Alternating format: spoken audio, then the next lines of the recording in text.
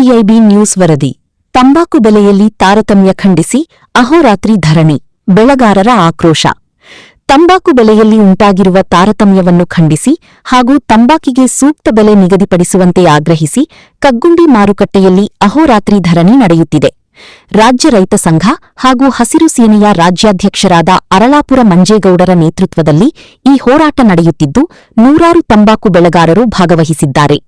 ಈ ಸಂದರ್ಭದಲ್ಲಿ ರಾಜ್ಯ ಹಾಗೂ ಕೇಂದ್ರ ಸರ್ಕಾರಗಳು ತಕ್ಷಣ ಮಧ್ಯಪ್ರವೇಶ ಮಾಡಿ ತಂಬಾಕು ಬೆಳೆಗಾರರ ಸಮಸ್ಯೆಯನ್ನು ಪರಿಹರಿಸಬೇಕು, ಜೊತೆಗೆ ತಂಬಾಕು ಮಂಡಳಿಯಿಂದ ಬೆಳೆಗಾರರಿಗೆ ಪರಿಹಾರ ಒದಗಿಸಬೇಕು ಎಂದು ಆಗ್ರಹಿಸಲಾಗಿದೆ.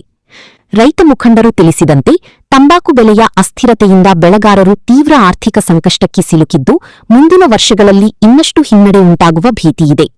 ಈ ಹಿನ್ನೆಲೆ ಎಲ್ಲಾ ತಾಲೂಕುಗಳ ತಂಬಾಕು ಬೆಳೆಗಾರರು ಮನೆಯಿಂದ ಹೊರಬಂದು ಹೋರಾಟಕ್ಕೆ ಬೆಂಬಲ ನೀಡಬೇಕೆಂದು ಕರೆ ನೀಡಲಾಗಿದೆ.